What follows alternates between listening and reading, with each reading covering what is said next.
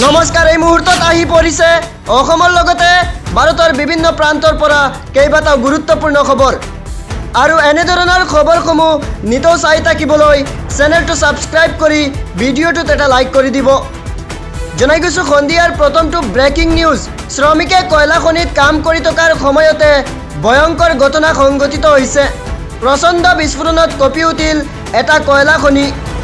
কয়লা খনিত বিস্ফোৰণৰ ফলত কমেও ১৭জন শ্ৰমিকৰ মৃত্যু আৰু ধ্বংসস্তূপত আবদ্ধ হৈ পৰিছে ২৪জনৰো অধিক শ্ৰমিক। আবদ্ধ হৈ থকা শ্ৰমিকক উদ্ধাৰৰ বাবে অভিযান অব্যাহত আছে। আৰক্ষী প্ৰশাসনৰ মতে বৃদ্ধি পাব পাৰে মৃতকৰ সংখ্যা। কয়লা খনিটোত মিথেন গেছ জমা হোৱাৰ ফলতেই এই ভয়ংকৰ বিস্ফোৰণ ঘটাৰ আশংকা কৰা হৈছে। পাকিস্তানৰ বেলুচিস্তানত সংঘটিত হৈছে এই শিহৰণকাৰী ঘটনা। জনাই গৈছোঁ সন্ধিয়াৰ পৰৱৰ্তী গুৰুত্বপূৰ্ণ খবৰ। এইবাৰ উজনি অসমৰ বানপীড়িত লোকক ৫,২০,০০০ টকাৰ সাহায্য কৰিবলৈ আগবাঢ়িছে হোজাইৰ ঐতিহাসিক জয়নগৰ মাদ্ৰাছাই।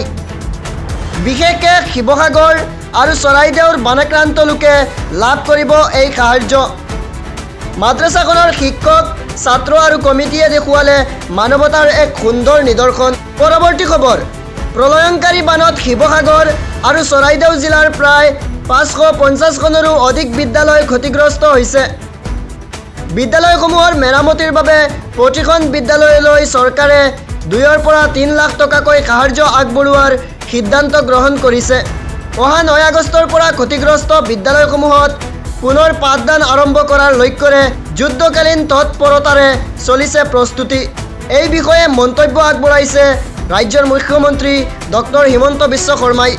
১ আগষ্টত অৰুণোদয় হিতাধিকাৰীয়ে লাভ কৰিব ধন। শিৱসাগৰ, যোৰহাট, চৰাইদেউ, নাজিৰা, গোলাঘাটৰ হিতাধিকাৰীয়ে পাব ২৫০০ টকাকৈ ধন। এই বৃহৎ সিদ্ধান্ত ঘোষণা কৰিছে ৰাজ্য চৰকাৰে।